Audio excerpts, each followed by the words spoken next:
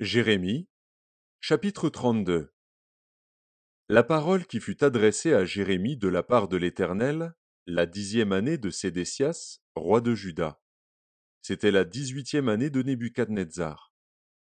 L'armée du roi de Babylone assiégeait alors Jérusalem. Et Jérémie, le prophète, était enfermé dans la cour de la prison qui était dans la maison du roi de Juda. Sédécias, roi de Juda, l'avait fait enfermer et lui avait dit: Pourquoi prophétises-tu en disant: Ainsi parle l'Éternel, voici, je livre cette ville entre les mains du roi de Babylone, et il la prendra?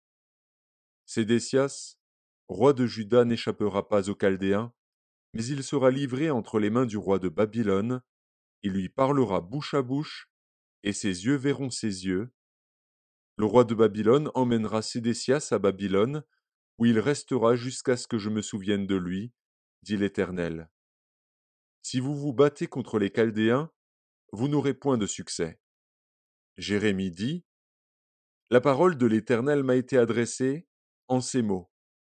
Voici, Anamil, fils de ton oncle Shalom, va venir auprès de toi pour te dire: Achète mon champ qui est à Anathoth, car tu as le droit de rachat pour l'acquérir.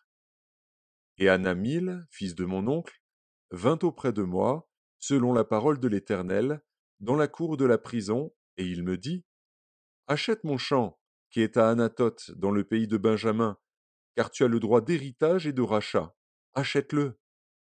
Je reconnus que c'était la parole de l'Éternel. J'achetai de Hanamil, fils de mon oncle, le champ qui est à Anathoth, et je lui pesai l'argent, 17 d'argent. J'écrivis un contrat, que je cachetai, je pris des témoins, et je pesai l'argent dans une balance. Je pris ensuite le contrat d'acquisition, celui qui était cacheté, conformément à la loi et aux usages, et celui qui était ouvert. Et je remis le contrat d'acquisition à Baruch, fils de Nérija, fils de Majzéja, en présence de Hanamil, fils de mon oncle, en présence des témoins qui avaient signé le contrat d'acquisition, et en présence de tous les Juifs qui se trouvaient dans la cour de la prison. Et je donnai devant eux cet ordre à Baruch: Ainsi parle l'Éternel des armées, le Dieu d'Israël. Prends ces écrits, ce contrat d'acquisition, celui qui est cacheté et celui qui est ouvert, et mets-les dans un vase de terre, afin qu'ils se conservent longtemps. Car ainsi parle l'Éternel des armées, le Dieu d'Israël: On achètera encore des maisons, des champs et des vignes dans ce pays. Après que j'eus remis le contrat d'acquisition à Baruch, fils de Nérija, j'adressai cette prière à l'Éternel. Ah, Seigneur éternel, voici, tu as fait les cieux et la terre par ta grande puissance et par ton bras étendu. Rien n'est étonnant de ta part. Tu fais miséricorde jusqu'à la 1000e génération, et tu punis l'iniquité des pères dans le sein de leurs enfants après eux. Tu es le Dieu grand, le puissant, dont le nom est l'Éternel des armées. Tu es grand en conseil et puissant en action. Tu as les yeux ouverts sur toutes les voies des enfants des hommes, pour rendre à chacun selon ses voies, selon le fruit de ses œuvres. Tu as fait des miracles et des prodiges dans le pays d'Égypte jusqu'à ce jour, et en Israël et parmi les hommes, et tu t'es fait un nom comme il l'est aujourd'hui. Tu as fait sortir du pays d'Égypte ton peuple d'Israël, avec des miracles et des prodiges, à main forte et à bras étendus, et avec une grande terreur. Tu leur as donné ce pays, que tu avais juré à leur père de leur donner, pays où coule le lait et le miel. Ils sont venus, et ils en ont pris possession. Mais ils n'ont point obéi à ta voix, ils n'ont point observé ta loi, ils n'ont pas fait tout ce que tu leur avais ordonné de faire. Et c'est alors que tu as fait fondre sur eux tous ces malheurs. Voici, les terrasses s'élèvent contre la ville et la menacent. La ville sera livrée entre les mains des Chaldéens qui l'attaquent, vaincue par l'épée, par la famine et par la peste. Ce que tu as dit est arrivé, et tu le vois. Néanmoins, Seigneur éternel, tu m'as dit: Achète un champ pour de l'argent, prends des témoins, et la ville est livrée entre les mains des Chaldéens. La parole de l'Éternel fut adressée à Jérémie en ces mots. Voici, je suis l'Éternel, le Dieu de toute chair. Y a-t-il rien qui soit étonnant de ma part? C'est pourquoi ainsi parle l'Éternel. Voici, je livre cette ville entre les mains des Chaldéens et entre les mains de Nebuchadnezzar, roi de Babylone, et il la prendra. Les Chaldéens qui attaquent cette ville vont entrer.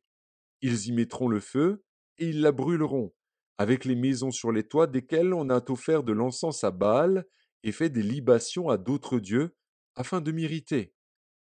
Car les enfants d'Israël et les enfants de Juda n'ont fait, dès leur jeunesse, que ce qui est mal à mes yeux. Les enfants d'Israël n'ont fait que m'irriter par l'œuvre de leurs mains, dit l'Éternel. Car cette ville excite ma colère et ma fureur, depuis le jour où la bâtis jusqu'à ce jour. Aussi je veux l'ôter de devant ma face, à cause de tout le mal que les enfants d'Israël et les enfants de Juda ont fait pour m'irriter, eux, leurs rois, leurs chefs, leurs sacrificateurs et leurs prophètes, les hommes de Juda et les habitants de Jérusalem. Ils m'ont tourné le dos, ils ne m'ont pas regardé. On les a enseignés dès le matin, mais ils n'ont pas écouté pour recevoir instruction. Ils ont placé leurs abominations dans la maison sur laquelle mon nom est invoqué, afin de la souiller. Ils ont bâti des hauts lieux à Baal dans la vallée de Ben Hinnom pour faire passer à Moloch leurs fils et leurs filles, ce que je ne leur avais point ordonné. Et il ne m'était point venu à la pensée qu'ils commettraient de telles horreurs pour faire pécher Juda. Et maintenant, ainsi parle l'Éternel, le Dieu d'Israël, sur cette ville dont vous dites, elle sera livrée entre les mains du roi de Babylone, vaincue par l'épée, par la famine et par la peste. Voici, je les rassemblerai de tous les pays où je les ai chassés, dans ma colère, dans ma fureur et dans ma grande irritation. Je les ramènerai dans ce lieu, et je les y ferai habiter en sûreté. Ils seront mon peuple, et je serai leur Dieu. Je leur donnerai un même cœur et une même voix, afin qu'ils me craignent toujours, pour leur bonheur et celui de leurs enfants après eux. Je traiterai avec eux une alliance éternelle. Je ne me détournerai plus d'eux, je leur ferai du bien, et je mettrai ma crainte dans leur cœur, afin qu'ils ne s'éloignent pas de moi.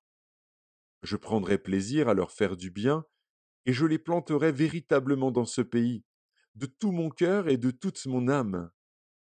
Car ainsi parle l'Éternel, de même que j'ai fait venir sur ce peuple tous ces grands malheurs, de même je ferai venir sur eux tout le bien que je leur promets.